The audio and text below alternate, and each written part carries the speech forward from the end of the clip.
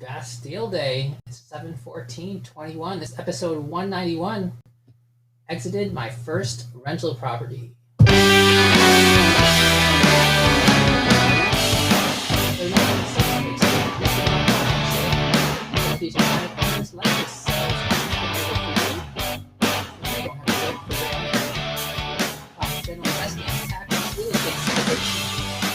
Airbnb for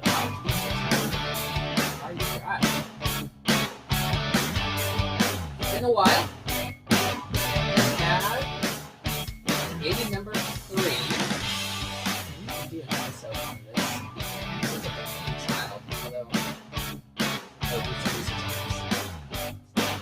But here I'm back. I had some time off of work, so catch up on some episodes. I'm also really excited. I'm going to be doing a podcast interview with Jim Dolly, the White Coat Investor, tomorrow. I'm going to be on his show. And probably 2-3 months. I'm not sure how much delay is between recording and publishing, but I'm super excited about that and need to get back into this, so I have to be ready for that show. I also have a couple other podcasts lined up. So here we go. I exited my first rental property. So I bought this property back in December of 2006. So this was my second year of medical school. My first year of medical school, I rented a 2-bedroom apartment with somebody. We were paying $1,200 a month, so about $600 per person.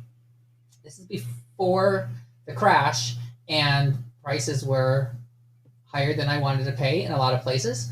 And I just stumbled on this property in suburban Detroit, just driving. It wasn't listed on a lot of places. They were trying to sell these condos, and I just happened to drive by it. I think I might have been looking at a different property and saw this one, saw a sign, went in, and they were converting apartments into condos. There's like 40 units, 2 buildings of 20 units each, and they were converting them one by one into remodeled condos. And they were selling them for between $60,000 to $100,000 per unit. On the low end was about $60,000 for a 1-bedroom and about $100,000, I think, for some of the 2 bedrooms. And that was a remodeled ranch-style condo. And I closed on this in December of 2006. I figured if I could buy a property and my monthly outflow was going to be less than my monthly outflow as a renter in a 2-bedroom apartment, then this property would make sense financially at that time, but would also make sense as a rental property in the future. Okay, so let's run through these numbers. I bought the property at that time, and I looked up my old closing statement. My old closing statement had a total purchase price of $68,280. There were other expenses kind of tacked onto there for closing costs and whatnot. But this is also at the time when a lot of shady stuff happened. I actually got this property basically as a no documentation loan. I was in medical school. I had no income. I only had my student loans. So, I mean, there was nothing I did that was illegal. I told them straight up, I have no income, but I was able to get the property. But $68,280 was the total purchase price. If we include all of the total costs by the borrower, I could put that in, be a little bit different. But let's use a $68,280. Now, I sold this property just a month ago on June 10th at $100,000, and we sold it cash within like 2 weeks. I had a tenant, and the tenant's lease was up at the end of June, and he wanted to move out at the end of May to secure a different property, and he paid for the month of June. And after he moved out, I had my property management team do the turnover, clean it out, get it ready for the next potential tenant, but I also had talked to them about potentially selling it. And what ended up happening was these 40 units never became 40 condos. Only 10 of the units sold. So 30 units were still apartment and 10 of them were condos. So the owner of the 30 units had been inquiring about purchasing the units from the other 10 of us who owned individual properties. So They hadn't reached out to me in a while, but there's some loud music playing over you, somebody says. Yeah, I think that music's gone. That was my background music. Sorry about that. So we initially thought they were all going to get converted, but then the crash happened. So they didn't actually sell all of the 40 units. So I approached the owner of the 30 other units, and that seller offered me $100,000 in cash. And I said, I emailed like the property manager. I said, I'm interested in potentially selling it. Please let me know what their highest and best offer is. I will not be negotiating the price up or down. Just give me your best offer. I already had a good idea of what it would sell for because there was another unit that had sold in March at $100,000. And it was a similar unit. That one had a balcony, but it was also on the first floor. Mine was on the second floor and didn't have a balcony. Kind of a trade-off. Square footage was very similar. Now, one of the things that's really important to know about this is that because 10 of the units were separate from the 30, it's really hard to get a mortgage on the property as an individual buyer. I was able to get a mortgage back then, but to a new buyer now, a lot of banks were not willing to lend on this property because it would be considered like not warrantable. There weren't enough units that were owned by people with mortgages. They usually want to have a reasonable percentage, like, I don't know, 40% or so. And so because the individual units were a small minority of the total building, these were not properties that people could buy with a mortgage. If they could buy with a mortgage, well, I probably could get a lot more for it because interest rates at 3%. It's still a super cheap property relative to people's incomes. This is a suburb right outside of Detroit in Ferndale where there are not a lot of apartments. There are very few apartment rentals. And most of the ones that there are like $200,000 plus because they're luxury loft style properties. And this is a price point that's available to most people. So potentially could have gone higher if it was warrantable, but it was not. So I took the $100,000. I basically emailed the property manager, said, give me the best offer within 48 hours. They gave me the best offer within 48 hours, which was Friday before Memorial Weekend. And they offered $100,000 cash to close 2 weeks later, which was June 10th. And basically just did this directly off the market and worked with a title agency that property manager and the owner of those 30 units works with routinely, which was fine. I had not had any other, this is a condominium, so there wasn't like a big title issue with this. I hadn't changed the property, didn't need to be, wasn't really very difficult. So I contacted the title person got the documents. I sent over my mortgage statement to them, and within 2 weeks, boom, $100,000. We were done. Okay, so how are these numbers? So I purchased it at $68,280 and sold it for $100,000. Now, the total amount of cash I had to pay to get into the property was $8,400 at closing. It was basically like a 10% down payment, and that was structured like 80% one loan and 10% another loan, and then my down payment and some closing costs. And because I had just been working the year prior before medical school, I had worked for 2 years. I had some cash, not a lot of cash. I had some cash, and I had enough to close on this. I also probably used some student loan money. I don't remember, but it was only $8,400.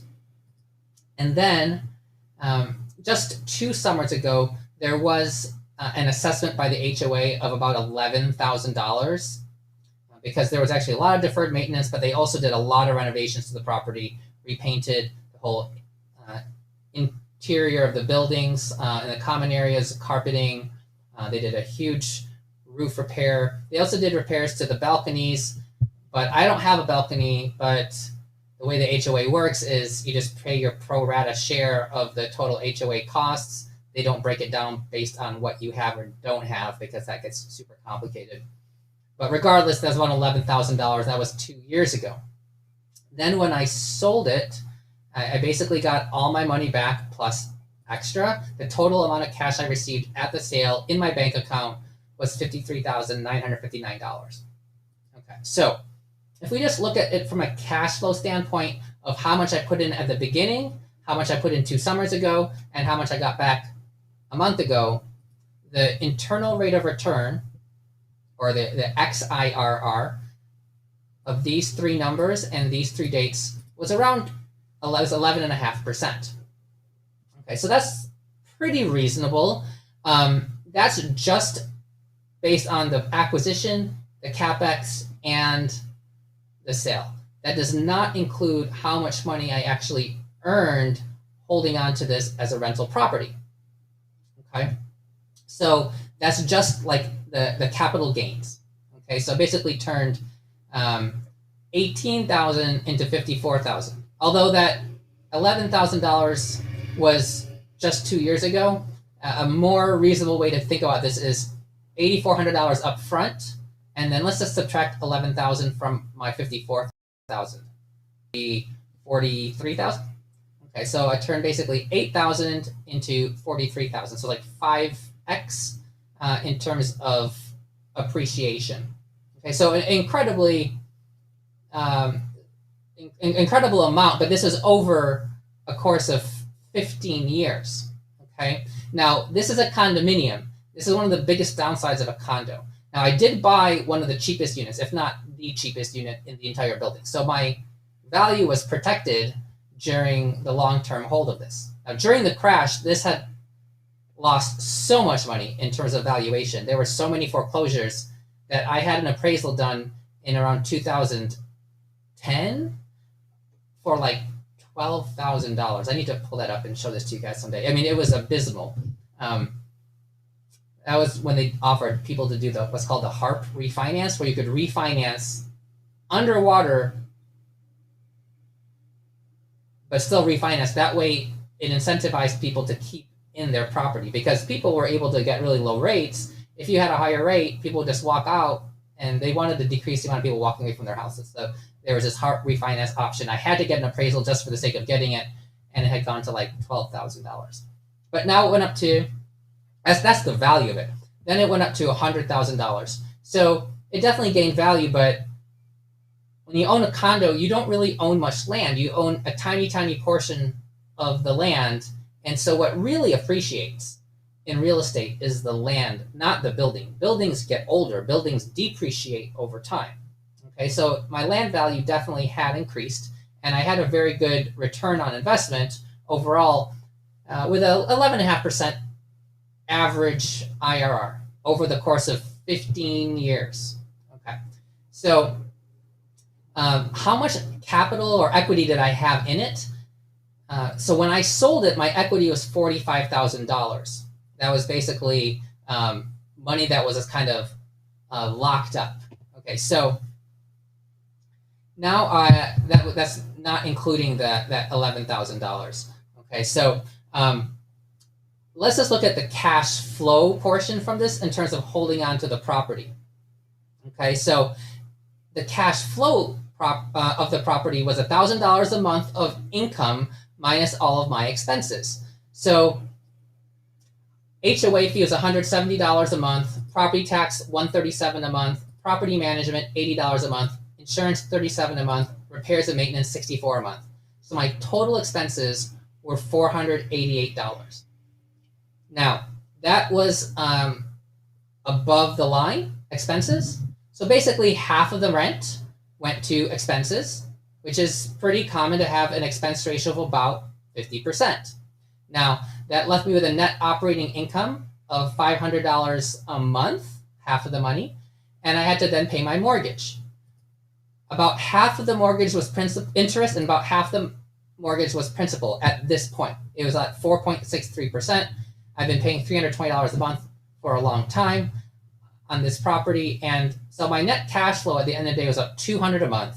Or if you look at it on an annualized basis, it's $12,000 a month of income, $6,000 of expenses, $6,000 of net operating income, minus my mortgage. That was a $2,300 per month of net cash flow. Okay. Now, the principal payment was still $2,000 a year. So about half of the money, I was receiving about $2,300 in cash, and then a similar amount was paying down the principal. So a lot of my return was going into the principal. Now, I could have refinanced this mortgage. I had it at 4.63%, and it's an old mortgage. I could have brought it down to a, whatever, 3.5% or so with 30 years and brought my monthly payment down even further to increase my cash flow. But even as it is, my cash on cash return, and this is just based on the initial $8,400, okay? The cash on cash return was 27%. So super high cash on cash return. Now, I don't really include that extra 11,000 I poured into it because that just came in 2 years ago, and I basically already had a tenant in place, and I basically just got that money back when I closed. Although technically I should include it in cash on cash. This gets really complicated because that wasn't the same money I put in at the beginning, and it didn't affect my rent. So I'm just closing my eyes to that money. But that was one of the other reasons why I also sold, because I had now poured in a lot more money into the property, which had decreased my cash on cash return. If you think of it with $20,000 invested as opposed to $8,000 invested. Okay, but a cash on cash return of 27%, still super high. If you include the amount of cash that is paying down the mortgage, so if you think about the cash flow plus mortgage pay down, that was in total around $4,100. That was about half as much as I paid to acquire the property, about a 50% return on an annualized basis. Now, another way to think about this is how much equity you have stuck in the property. And again, part of the reason I sold is because that equity is there and it's not working for me. So if you think about how much equity I have in there, of like $50,000 or so, my return is only at 10% or only 5% now. Okay, so the cash on equity is relatively low. When you first buy the property, your cash on equity and your cash on cash are often pretty similar. But as you hold on to the property and now there's equity in there, that equity is not necessarily helping you at all. And that's capital that's not generating a new return. And so your cash on equity return gets lower. But if we include the mortgage pay down, we're still around 9% cash on equity. So that's a very respectable number.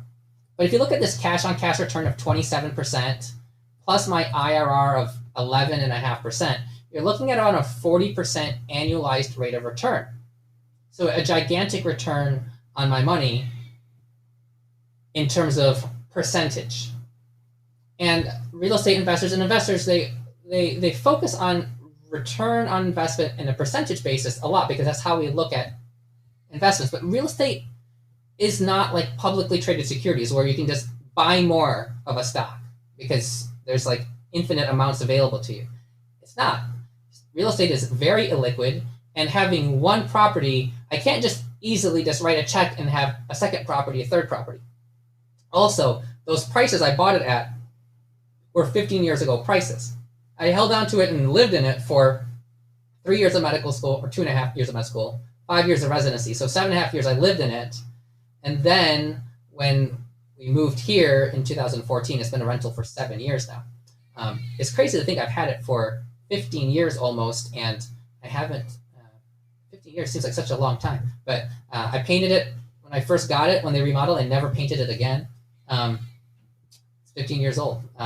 Still looks new to me, but that's just because I'm getting older. But anyhow, I'm getting at is people focus on return on investment on a percentage basis, but real estate is not as scalable as publicly traded assets. If I could have 100 of these properties, then fantastic. These numbers are incredible. Or if I could have had all 40 units at around $80,000 a door. Now, they didn't actually remodel all of the units. They only remodeled 10 of them. 30 of the other units they unremodeled. And actually, in 2011 or so, it went to foreclosure, and those 30 units sold for $600,000. Crazy at auction. When I finished residency, or when I finished fellowship in 2015, those 30 units sold for, I believe, $2.2 million, so around $70,000 a unit. But yeah, if I had bought all those units at $600,000, that would have been amazing back then.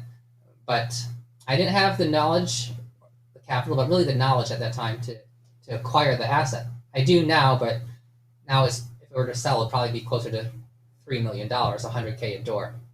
But the numbers are great, okay? But it's only one unit.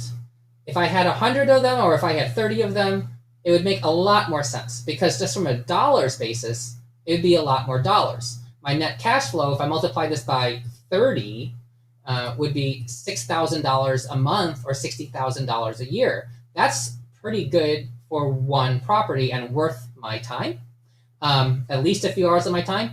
But when I'm only making $200 a month, if it uses up an average of 1 hour of my time per month, I'm losing a lot of money, because my time is worth way more than $200. So it's just one thing that just kind of is a nagging thing that I have to deal with occasionally, not often, no big headaches. It's a condo. You don't have to deal with like roofs caving in and stuff like that. But I still have to dealing with the property tax payments, dealing with updating my mortgage or my property insurance every year. Sometimes they increase the rates a lot, and to find somebody else who will take it, and it's in an LLC, which can be a challenge to find an insurance company who will insure it, and often at not that competitive a rate. And it's just one property. So at the end of the day, where we are now in life, just not worth it, because it's $200 a month.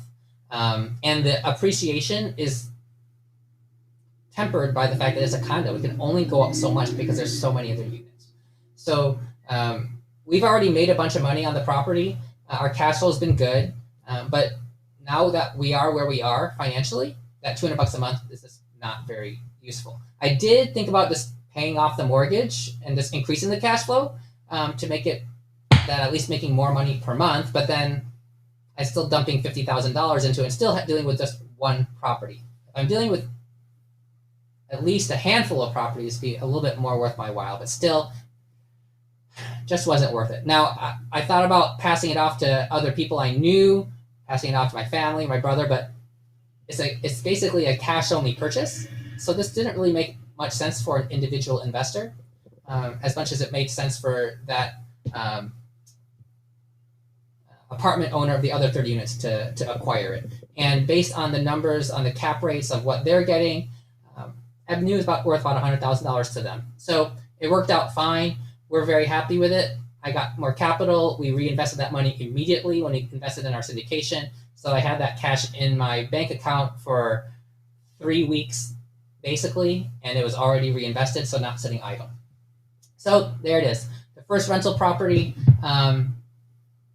We now only own 2 single-family houses, and maybe we're going to sell one of those. Who knows?